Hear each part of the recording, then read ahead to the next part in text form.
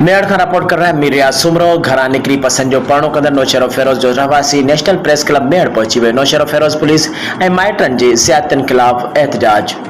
खबर मूजिब नौशेरो फेरोज ज़िले के मोरो तालुके के गोठ खालिकनो चंड जा रहवासी नौजवान नारी समरीन चंड संदसी गोठ के नौजवान राशिद चंड से घरा निकरी हैदराबाद की अदालत में पसंद जो परणो करण बाद नेशनल प्रेस क्लब मेहर पहुंची पुलिस ऐं संदस माइटनि जी ज़ियादतियुनि खिलाफ़ एहतजाज कंदे दाहींदे चयो आहे त असां घरा निकरी हैदराबाद की अदालत में पसंद जो परणो कयो आहे, जंहिं बाद जवाबदार अरबाब चंड आचर नईम खालिक ॾिनो।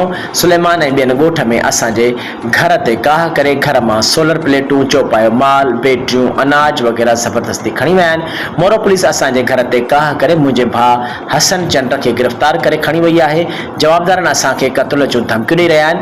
असां हैदराबाद मां निकिरी हिते पहुता आहियूं। हुननि घुर कई आहे त जवाबदारनि खिलाफ़ कार्रवाई करे असांखे पसंदि जी ज़िंदगी गुज़ारण जो हक़ ॾिनो वञे।